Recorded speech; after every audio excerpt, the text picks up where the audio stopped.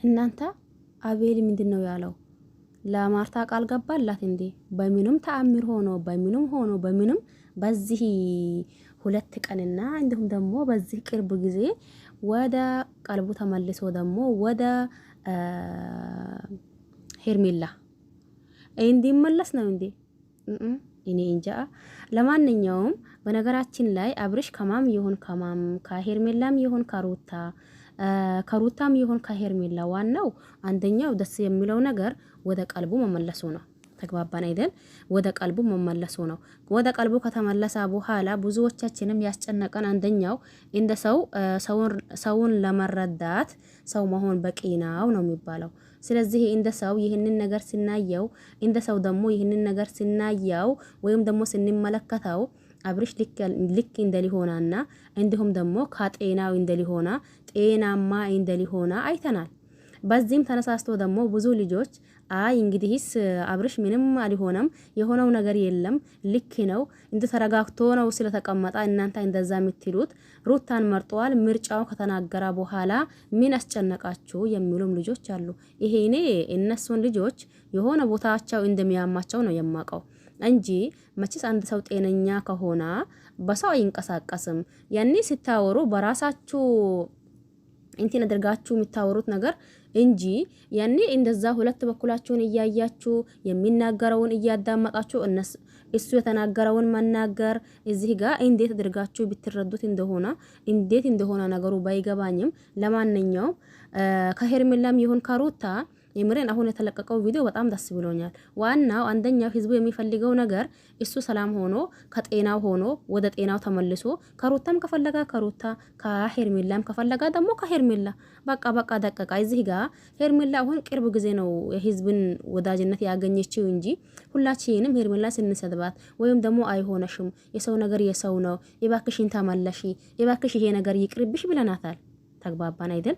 ነገር ግን በአንዳንድ ነገር ስናየ ነገሩ በሂደት ሩታም ግልጽ ስታደርግ ንግግሯን እንዲሁም ደግሞ አብርሽም ግልጽ ሲያደርግ ንግግሩን ከነሱም እንደተረዳ ነው ሁለታቸው እንደማይፈላለጉ ሁለታቸው ደግሞ አብሮ መሆን እንደማይችሉ እንደዛ ነገር ነው ተረዳ ነው።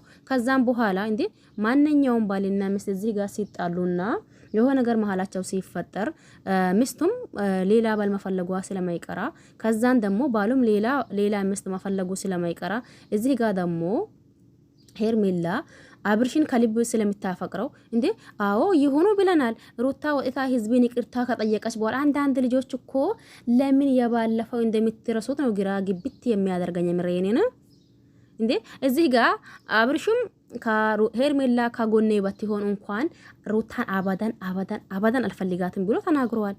በእያንዳንዱ ሚዲያ ማለት ነው፣ በእያንዳንዱ ቻናል መጥቶ ማለት ነው። ከዛን ሲቀጥል ሩታ ራሷ አይ እኔና አብርሽ አንድ መሆን አንችልም ብላ እዚህ ጋር ይቅርታ ጠይቃለች። ስለዚህ ከዛን በኋላ ህዝቡ ደግሞ ምን ሆነ እንዴ ማንኛውም ባልና ሚስት ከተግባቡ ወይም ደግሞ ከተስማሙ አብሮ ይኖራሉ። ካልተግባቡና ካልተስማሙ መለያየት መፍትሄ እያለ የምንድነው ይሄ ሁሉ ጊዜ ጭቅጭቅ በማለት ህዝቡ ምን ሆነ ሄርሜላንና ሩታን ወዶ ማለት ሄርሜላንና አብርሽን ወዶ ተቀበላቸው። ጠይብ ከዛም በኩል ከደስታ የሚባል መጣ። ደስታም ሩታም ከደስታት ይሁን ብለን እኛም ሩታ ወደ ደስታ አብርሽን ወደ ሄርሜላ ከፋፈልናቸው። ከዛም በኋላ ምንድነው እያየን ያለነው እየተፈጠረው ያለው ነገር ወዳው ሰውን ታጋዳችሁ ግራ የሚያጋባችሁ ነገር ነው እየሆነው ያለው ማለት ነው።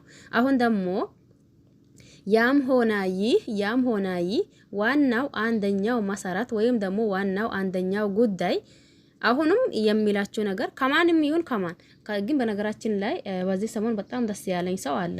ያ ማን ነው? ዳኒ ነው ማለት ነው። ለምን እያደረገው ያለው ነገርና እንዲሁም ደግሞ እየተናገረው ያለው ንግግር እጅጉን ደስ ብሎኛል።